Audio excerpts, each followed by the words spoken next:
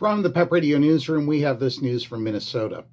Minnesota and its two largest cities sued the Trump administration Monday to try to stop an immigration enforcement surge that has led to the fatal shooting of a Minneapolis woman by a federal officer and evoked outrage and protests across the country. The state, joined by Minneapolis and St. Paul, said the Department of Homeland Security is violating the First Amendment and other constitutional protections. The lawsuit seeks a temporary restraining order to halt the enforcement action or limit the operation. This is, in essence, a federal invasion of the Twin Cities in Minnesota, and it must stop, Attorney General Keith Ellison said at a news conference. These poorly trained, aggressive, and armed agents of the federal state have terrorized Minnesota with widespread unlawful conduct.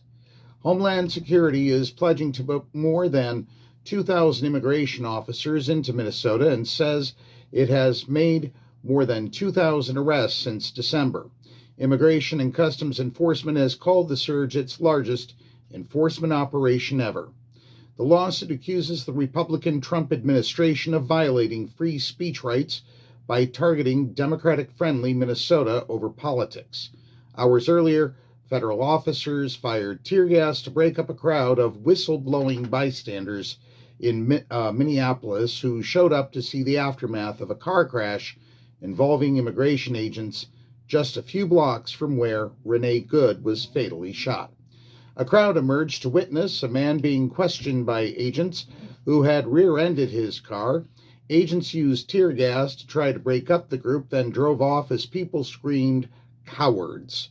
It was another tense scene following the death of Good on January 7th and a weekend of more immigration enforcement sweeps in the Minneapolis area. There were dozens of protests or vigils across the U.S. to honor Good and passionately criticize the Trump administration's tactics.